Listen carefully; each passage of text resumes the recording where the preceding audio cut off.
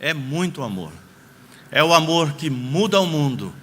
É o amor que é contrário aos valores dos homens. Leiamos, irmãos, em uníssono, a segunda palavra da cruz, que se encontra no livro de Lucas, capítulo 23, do 39 ao 43. Todos. Um dos malfeitores crucificado blasfemava contra ele, dizendo: não és tu o Cristo? Salva-te a ti mesmo e a nós também. Respondendo-lhe, porém, o outro, respondeu-lhe, dizendo: nem ao menos temes a Deus, estando sob igual sentença? Nós, na verdade, com justiça, porque recebemos o castigo que os nossos atos merecem. Mas este nenhum mal fez. E acrescentou Jesus: lembra-te de mim quando vieres no teu reino. Jesus lhe respondeu: em verdade te digo que hoje estarás comigo no paraíso. Amém. É hoje. Não é para daqui a pouco, não é para amanhã, mas é para hoje. Nenhum homem ou mulher está fora da esperança de redenção, da redenção de Deus que está em Cristo Jesus. E nós vimos no texto que enquanto um dos malfeitores atacava Jesus, o outro prontamente foi em sua defesa, e naquele momento lhe foi aumentado a fé, e ele externou a sua súplica, que entrou para a história. Jesus, lembra-te de mim quando entrares em teu reino. Esse foi um pedido que não caiu em ouvidos desatentos. Antes, não obstante a toda dor e toda a situação caótica que o nosso mestre vivia, Jesus lhe respondeu com propriedade de quem pode. Respondeu-lhe dizendo: em verdade lhe digo, em verdade te digo, hoje estarás comigo no paraíso. É hoje. E eu gostaria de destacar nesse texto a palavra paraíso. Paraíso é uma palavra persa, entrou para o contexto israelita, depois do cativeiro, e paraíso quer dizer um jardim cercado, aonde o rei costuma passear.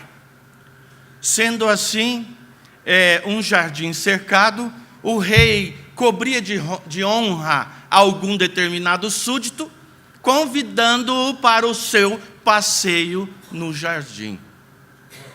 Para nós, o convite é de uma profundidade tremenda, porque Jesus não só salvou aquele homem que clamou por salvação, mas além de tudo o colocou em lugar de honra, o chamou para passear no seu jardim cercado, ou seja, aonde eu estiver, você estará comigo, disse Jesus.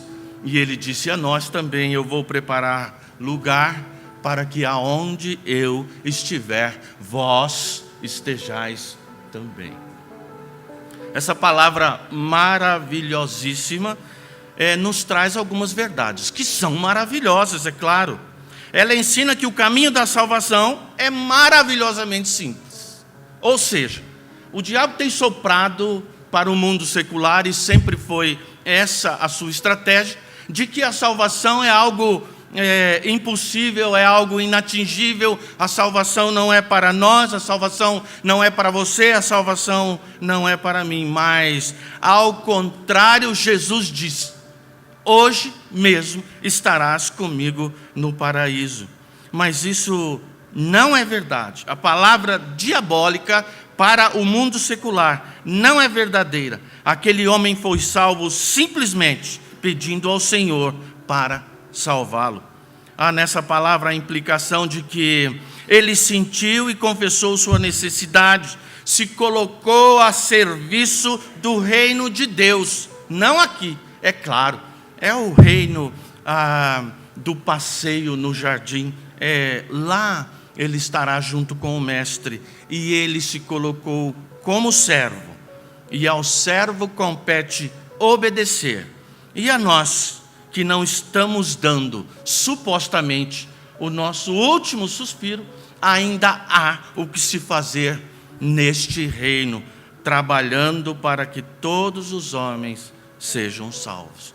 Porque todo quanto o invocar o seu nome, será salvo, diz Paulo aos Romanos, no versículo 10, 13. Essa palavra da cruz nos lembra também que o pior pecador pode ser salvo. Não há dúvida de que aquele homem era um malfeitor, e ele mesmo cita que ele está sofrendo consequências daquilo que ele praticou. Mas a medida do seu pecado não alterou sua chance de ser salvo. Que ninguém se desespere ao pensar que somos ruins demais, indignos de salvação, porque a salvação do Senhor Jesus é para todos. E o hino 317, o saudoso hino: foi na cruz que eu vi os meus pecados castigados em Jesus. Essa é uma maravilhosa verdade. Outra lição importante que podemos aprender com o encontro pessoal do ladrão que está morrendo com Jesus é que a salvação não depende de cerimoniais, não depende de ações, não depende de contribuições do homem. Não há nada que você possa fazer que possa te direcionar ou possa te dar um segundo sequer na salvação e na graça de Cristo. Antes, tudo que podemos fazer é nos achegar a Cristo e nos portar com humildade como servos, e Ele responderá positivamente a todo apelo, a todo quanto o recebeu. Ele será chamado Filho de Deus. Portanto, a nós só compete nos ajoelharmos diante dessa cruz maravilhosa, saudarmos o Cordeiro Santo que nos traz a paz, e o resto é com o próprio Deus, o Deus da nossa salvação. Essa é mais uma maravilhosa verdade que esse pequeno texto nos traz. Podemos pensar que o tempo está do nosso lado antes de nos comprometermos, mas o próximo momento é prometido a ninguém. Nunca sabemos, em meio ao fluxo das escolhas da vida, qual será a nossa última e irreversível escolha. Alguém disse uma vez que a história dos ladrões moribundos foi registrada para que ninguém precise desesperar-se. Mas a história do moribundo, dos ladrões moribundos, também foi registrada para que ninguém se sinta à vontade o suficiente para achar que pode desdenhar tão grande salvação que Deus nos ofereceu na cruz do Calvário. Que nós encravemos essa verdade absoluta no nosso coração e nos prostremos diante daquele, o único que pode nos dar a paz de sermos salvos. É um reino escatológico, é claro. O reino, o paraíso, são palavras que dizem respeito ao plano final, ao projeto de conclusão de Deus. Mas nós, os crentes, vivemos no reino do mas não ainda. Não somos guiados definitivamente pelos valores desse mundo. Os nossos valores são os valores do reino de Deus. Que o Senhor nos abençoe agora e para todos sempre. Amém.